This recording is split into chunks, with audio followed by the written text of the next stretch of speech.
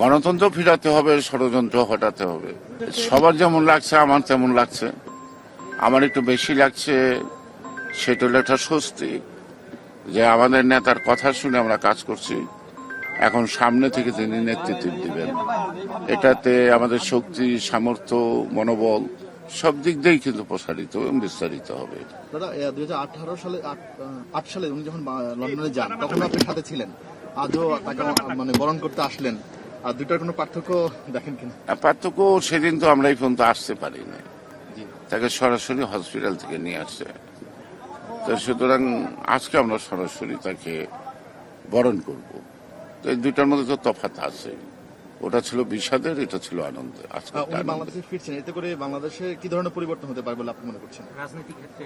বাংলাদেশের পরিবর্তনটা তো উনি আসার আগে দূর দেশে থেকেই পরিচালিত করছেন একটি সুষ্ঠু অবাধ নির্বাচন এবং এটা নিরপেক্ষ নির্বাচনের জন্য। সেটা আদায় না করতে বললেও আমরা একটা আবহ দেখছি যে সেই পথে সরকার এবং নির্বাচন কমিশনের পথ চলছে। আমরা সরকারকে সহযোগিতা করব, জনগণের ভোটাধিকার প্রতিষ্ঠিত করব। সুতরাং সেই প্রতিষ্ঠার মধ্য দিয়েই একটা সফল গণতান্ত্রিক রাষ্ট্র ব্যবস্থা গড়ে উঠবে ভবিষ্যতে। এটি জনগণের প্রত্যাশা। সেই প্রত্যাশা পূরণের জন্যই আমরা সক্রিয় থাকবো। আমাদের নির্বাচনে নেতৃত্ব দিবেন, সবকিছুতে নেতৃত্ব দিবেন।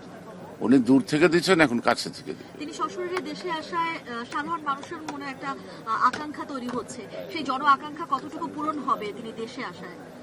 ওনার আশাকে নিয়ে যে আকাঙ্ক্ষা প্রতিষ্ঠিত হয়েছে, আমরা মনে করি জনগণের সেই আকাঙ্ক্ষা শতভাগ প্রতিষ্ঠিত হবে তার নেতৃত্বে।